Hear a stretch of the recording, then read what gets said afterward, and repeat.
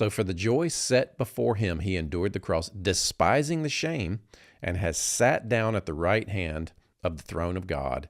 And then you skip over to Hebrews 12, verse 3, and it says, for consider him who endured such hostility from sinners against himself, lest you become weary and discouraged in your souls. So let me ask you the preacher question. Are you weary? Are you discouraged in your soul? I mean, at risk of that feeling and sounding a little bit cheesy, it's a legitimate question, because we all get weary and we all get discouraged in our soul.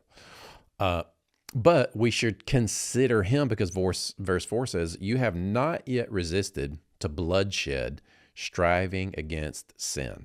And so we know in the Garden of Gethsemane, the night that Jesus allowed himself to be arrested, he went to pray. And it's the very famous prayer of him praying, Lord, if it's your will, let this cup pass from me. Nevertheless, not my will, but your will be done. And there's different understandings about what he meant by let this cup pass from me and asking, was he asking God for another way? I personally think he knew what was coming. In fact, let me just read you one more passage here. This is John 18:4.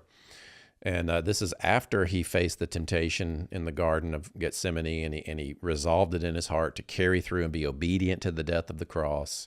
It says this, Jesus, therefore, knowing all things that would come upon him, went forward and said to them, whom are you seeking?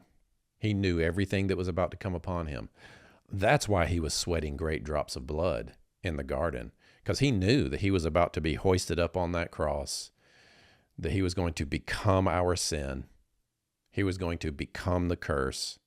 And then he was going to die and pass into the grave and then have to overcome death, hell, and the grave for us and remain faithful to the promises God made him, that you would forever be a priest after the order of Melchizedek, that you would sit at his right hand until he makes all your enemies his footstool, your footstool.